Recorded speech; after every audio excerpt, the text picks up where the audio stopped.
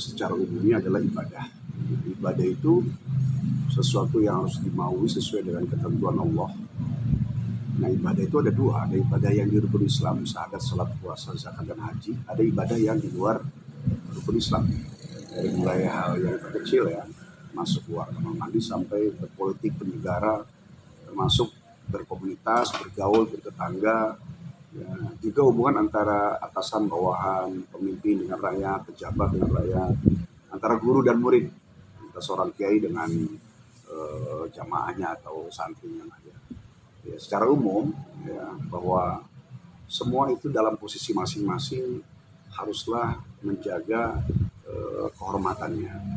Ya, jadi ifah itu kehormatan, supaya jangan sampai ada mata yang salah memandang dan menimbulkan fitnah. Gitu. Jadi secara umumnya adalah kemuliaan itu harus dijaga. Gitu. Jadi jangan sampai akhirnya ada pandangan-pandangan yang seharusnya tidak terjadi jadi salah, karena memang manusia itu yahkumuna bizawahir ya, wala yahkumuna bisaroir. Mereka melihat dengan yang nyata aja, tidak melihat apa sih isinya gitu ya, niat, cara, tujuan itu harus selaras. Kalau niatnya baik, tujuan baik, caranya salah pun akan salah gitu. Termasuk yang dilakukan oleh ya, yang kita maksud ya saat ini sedang viral. Seperti mencium anak kecil itu sebenarnya dasarnya ya boleh ya, selama tidak ada unsur syahwat. Tetapi jangan lupa ya, kalau melebihi dari kebiasaan agama dan kebiasaan masyarakat. Kebiasaan agama ya mengecium anak kecil, biasanya anak kecil gitu pipinya ya sudah selesai karena masih ada orang tuanya. Tapi kalau kemudian menjadi sebuah kebiasaan dan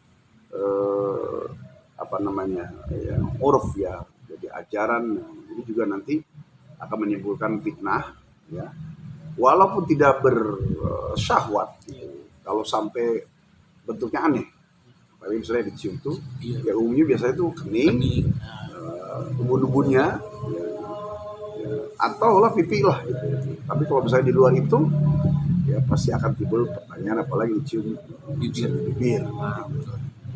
Ya, dalam Islam tuh ada namanya tahnik ya, jadi menyuapi balita dengan makanan seperti korma punya oleh seorang guru, kemudian dimasukkan ke dalam mulutnya balita tersebut dengan harapan membawa keberkahan dari kurmanya itu sendiri, juga dari doa. Dan itu biasanya sama bayi-bayi ya, supaya bikin berhenti nangis, jadi pinter gitu. Kalau sudah bisa berjalan, apalagi sudah kelihatan bentuk memang cantik atau tampannya, itu juga nanti akan menimbulkan keanehan. Jadi dasarnya boleh selama tidak mengusur syahwat. Yang kedua, tidak menimbulkan fitnah. Yang kita lihat sebenarnya dalam tayangan itu kan sudah melebihi ya, kayak sampai dicium bibirnya seperti ada kayak tebakan secara umum ya. Sampai dirasakan dinikmatkan. Jadi jadi menimbulkan fitnah yang bahaya. Harus ingat dan selalu tahu bahwa kalau seorang ulama itu di pundaknya ada nama ulama yang lain.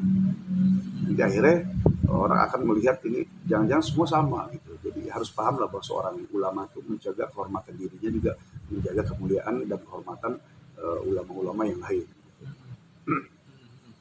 Dan ketika itu melenceng harus ada yang mengingatkan, dan lebih baik orang tuanya langsung atau ulama yang besar yang ada di situ yang harus mengingatkan kalau itu tidak boleh loh, itu kayaknya kurang etis melakukan hal seperti itu. Iya, dalam Al-Quran disebutkan fadzakir fa'ikratan fa'ul mu'minin, saling mengingatkanlah kalian di antara sesama orang beriman karena itu pasti bermanfaat. Ya. Kemudian yang kedua, dalam hadis ya, man ra'a minkum munkaran falyughayyir biyadihi wa illam yastati fa bilisani wa illam yastati fa biqalbihi wa huwa ad'aful iman. Kalau kau melihat sebuah kemungkaran, kesalahan, kemaksiatan, maka rubah dengan tangan, kekuasaan. Kalau misalnya tidak sanggup, ya dengan nasihat gitu. Kalau dengan nasihat nggak sanggup juga, maka yakinkan dalam hati bahwa itu perbuatan tidak benar, meskipun disebutkan bahwa itu sudah selama-lamanya iman. Ya, khususnya buat orang terdekat, kalau ini kok menjadi sebuah kebiasaannya, ya, tegurlah saudaranya, kakaknya, adiknya, kakeknya, neneknya, pamannya, bibinya, bude, bule, pale, ya padenya gitu. Kok ini sekali gitu loh. Tentunya orang yang selevel dengan dia atau orang yang merasa di atasnya ya. Gitu. Anak kecil jangan ini nanti. Gitu. Karena apa? Anak kecil yang oke lah, anggaplah dia tidak menggunakan syahwat. Gitu. Tapi anak kecil yang menuju yang memang balita tapi sudah mulai itu dia tidak boleh diajari yang bisa menimbulkan syahwat atau kebiasaan. Ya, dia nggak pakai syahwat, tapi dia selalu begitukan. Nanti dia akan mampu juga menular, menagih, dan dia akan melakukan itu pada yang lain. Gitu kan. Dan secara dalam Islam, pendidikan pada anak juga ada kan jenjang-jenjangnya. 1 tahun, 2 tahun namanya sobiun, balita. Cara memberi ajarannya adalah dengan disuapin, dicekoki oleh ibunya ya, disuapin apa ya. Kemudian kalau anak 3 tahun sampai 5 tahun itu namanya tiflun. Ya, dia dengan didikte, dibimbing, ya. Termasuk diantaranya disikapi. Itu akan record. Anak umur 6-7 tahun namanya gilmun. Itu dia nggak usah diajari, dicontohi pasti ditiru. Makanya cara bicara, cara ngomong, cara makan, ya, cara berjalan, ya, cara bersin, nguap, itu dilihat, nggak usah diajarin, ditiru pasti. Nah, anak-anak itu sangat kuat ininya, mata basiroh dan mata kepalanya juga sangat kuat sekali ingatannya. Kalau setiap anak itu disikapi dengan unsur-unsur yang bisa membuat dia jadi kebiasaan, itu pun nanti akan menular kepada yang lain. Gitu.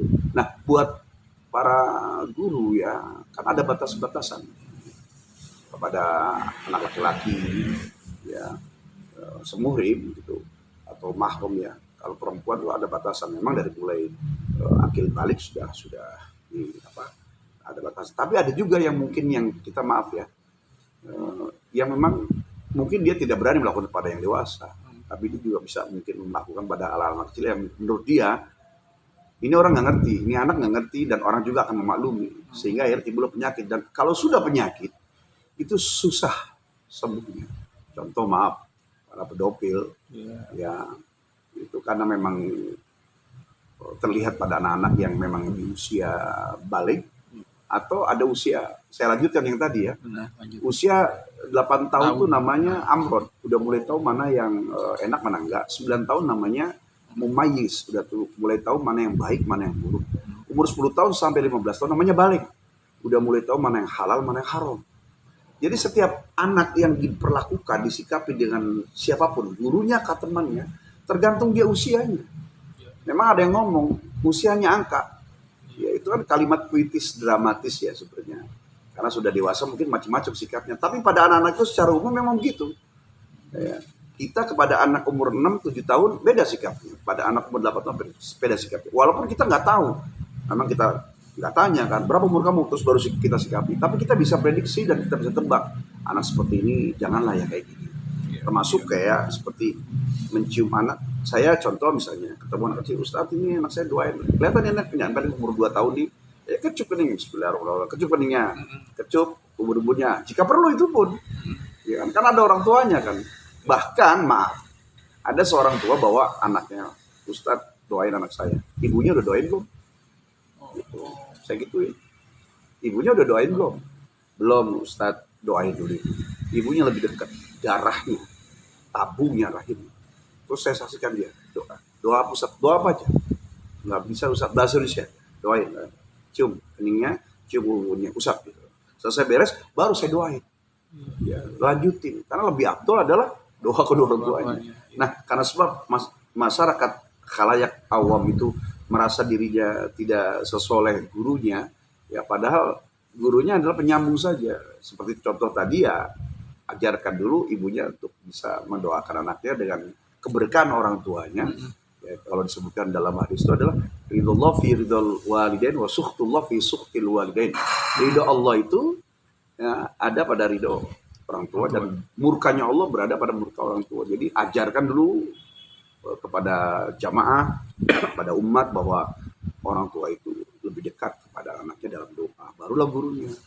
Jadi nggak serta-merta langsung didoakan, kemudian apalagi dengan mengambil sebuah istifadah negatif. Artinya kemanfaatan dan faedah yang buruk. Ya. Kalau sesekali mungkin tapi kalau setiap anak lihatkan dengan sikap demikian, ini pun akan menjadi ujaran dan ajaran. Nah, di pundaknya ada ya kehormatan ulama-ulama yang lain. Saat ini apa yang terjadi dengan apa yang dilakukan oleh Gus Ilham mendapat perhatian dan kecaman dari Wamenak dan KPAI. Apakah itu sudah apa dilakukan oleh Wamenak dan KPAI sudah tepat untuk bisa memberikan pelajaran berarti bagi Gus Ilham untuk kedepannya hal-hal seperti ini tidak terjadi lagi? Nah, ini tindakan yang sebenarnya menyelamatkan semua orang yang dekat dengan pelaku ya. Sudah bagus dari pejabat atau aparat yang akhirnya bersikap. Ya, ini sebenarnya menolong ya. Yang harus lebih utama adalah orang-orang sekitarnya. Gitu. Jadi yang lihat gitu, hanya karena sebab dia seorang anak ulama, kemudian takut kualat. Ini kan awamnya ilmu ya.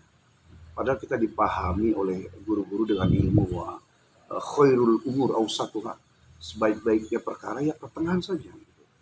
Jangan terlalu hebat mencintai manusia, jangan juga terlalu hebat mencintai. Karena cinta yang full itu hanya untuk Allah dan Nabi-Nya.